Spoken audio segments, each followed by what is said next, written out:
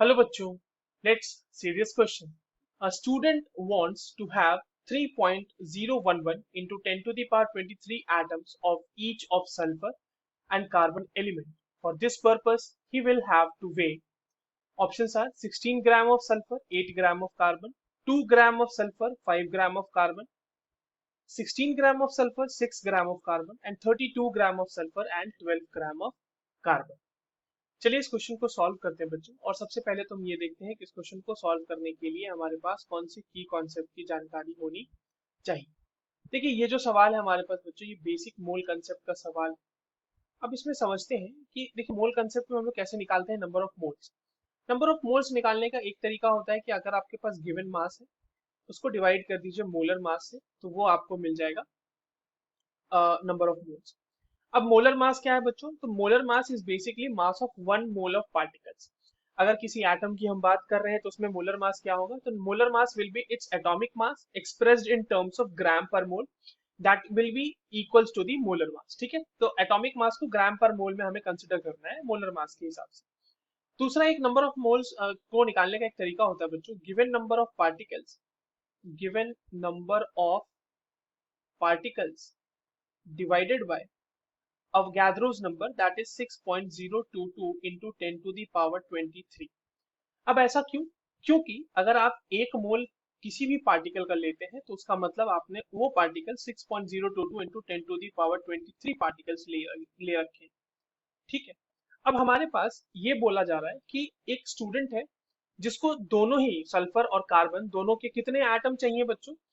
3.011 into 10 to the power 23 atoms. तो कितने number of mole of atom चाहिए उसको?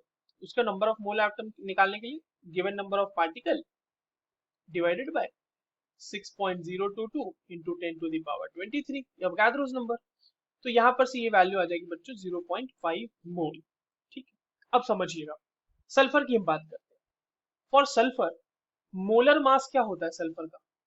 सल्फर का मोलर मास होता है molar mass of sulphur is equals to 32 gram per mole. ठीक है, क्योंकि उसका एटॉमिक मास सल्फर का कितना है, हम सिर्फ सल्फर एटम की बात कर रहे हैं।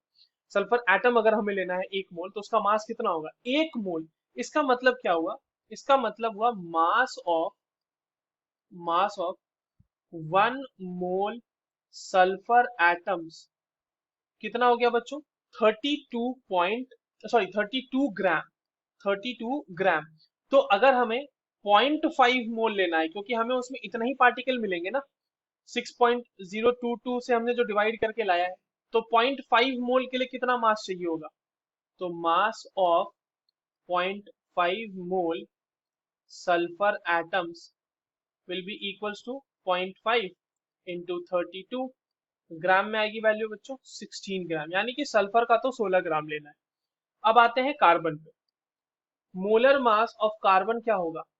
मोलर मास ऑफ कार्बन ये होगा 12 ग्राम पर मोल। क्या मतलब हुआ इसका? इसका मतलब ये हुआ कि mass of 1 mole of carbon atoms ये कितना हो जाएगा बच्चों? 12 ग्राम। और हमें लेना कितना है? तो mass of 0.5 mole carbon atoms कितना हो जाएगा बच्चों? 0.5 इंटू 12 ग्राम में आ जाएगी वैल्यू ये 6 ग्राम। तो हमें अगर सल्फर और कार्बन दोनों के 3.011 into 10 to the power 23 atoms चाहिए, तो इसके लिए हमें दोनों का 0.5 मोल लेना पड़ेगा।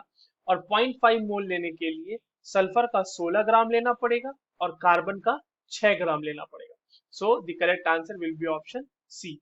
I hope you understood this well. All the very best.